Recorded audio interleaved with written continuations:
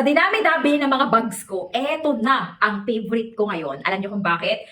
Maliban sa appearance niya na talagang maong, yung nagpa-astig dito, yung nagpa-unique sa kanya, maong ang appearance, pero ang texture, maong na maong din talaga. As in talagang, maong talaga siya. Tapos ang kagandahan sa kanya, tingnan mo naman yung pinaka-design. Simple-simple lang. Tingnan yung pinaka-loob. Ang laki, be. Ang laki, mukha lang siyang maliit sa harapan, pero pag mukha lang siyang maliit tingnan ng ganyan, tingnan niyo mabuti. Mukha lang siyang very, very small, cute lang siya pag tinignan mo. Ganyan lang siya pag tinignan mo. Pero sa loob niyan, ang dami mong mailalagay. As in talaga. Okay, like for this one, meron akong perfume dito. Meron akong etchos na kung mga ano-ano dito. Ang dami mong mailalagay sa kanya. Sobra. May shade ako dito, sa kabilang side.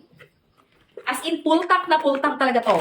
May mga medicine camelot ako. Ayan, lagay natin dito yan dyan. Punong-puno talaga yung bag mo dito mga bebs ko. Ang kagandahan sa kanya, mga bebs, ayan.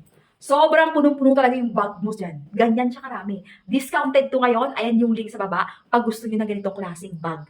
Very high-end, professional tingnan. Pero cute-cute lang. Tapos ang mura-mura pa. Sobrang mura lang nito, promise. Hindi ako mapapahiya sa inyo kasi quality.